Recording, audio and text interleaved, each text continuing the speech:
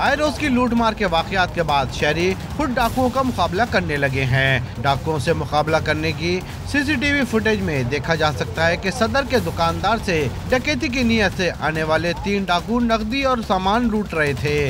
इस दौरान एक डकैत कैश काउंटर की जानिब आया और रकम निकाल कर जाने लगा तो अचानक दुकानदार ने हिम्मत की और एक डाकू पर काबू पा लिया।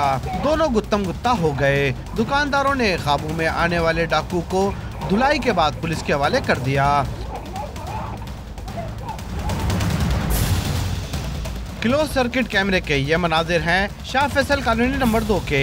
फुटेज में देखा जा सकता है कि वो डाकू इंतहाई इत्मीनान से आए। दोनों ने पिस्तौल निकाले।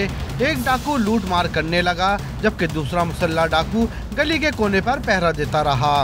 वारदात में नकदी, मोबाइल फोन और दीगर सामान लूट लिया गया है। Imran Hafeez, Dawn News, Karachi.